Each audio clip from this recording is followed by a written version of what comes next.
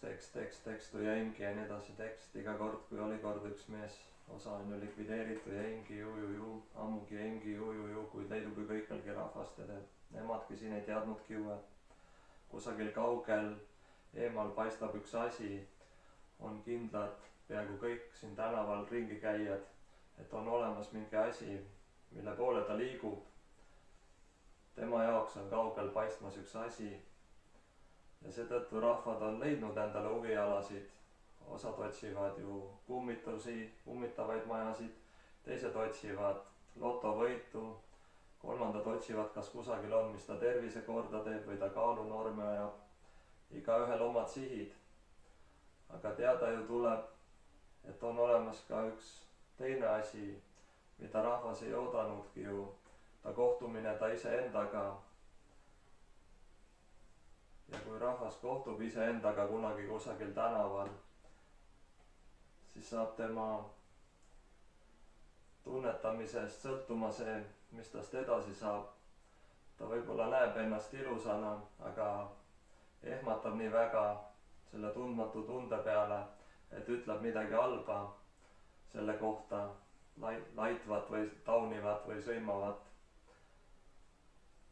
Aga kui keegi näeb jälle kedagi teist, kes tegelikult on kole ja ütleb tema kohta midagi kiitvat, siis tema suhteski on sama. Miks ütles ta kiitvat selle kohta, mis kiidetavat väärt ei ole ju? Et kas temal on endal mingi viga või ta lihtsalt proovib seltskonda sobituda.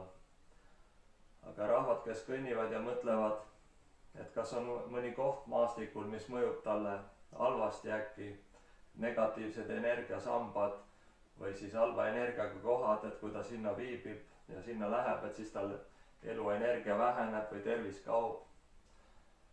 Aga tähtsaks peavad lihtsalt ennast sellised inimesed ju, kes arvavad, et neid kogu aeg üks halb asi mõjutab.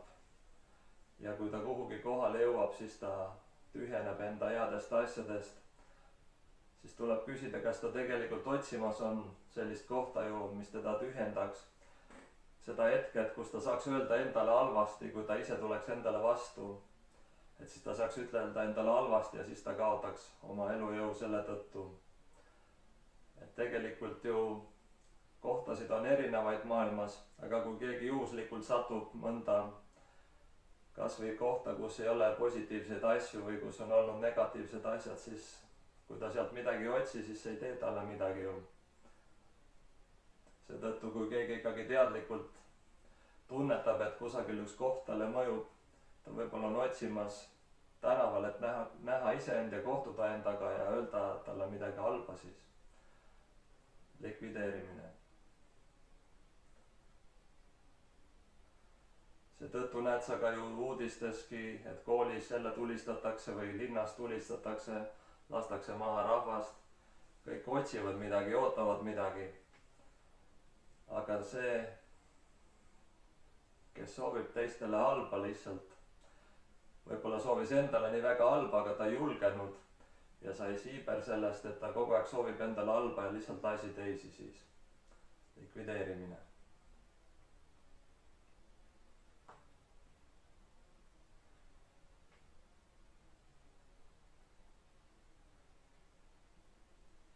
Selleks, et sa valmis saad olla selliseks asjaks, et kunagi kohtud ehk endaga tänaval, siis nõidus lisab meeldivuse süsteemi. Algus. Ja selgust juurde.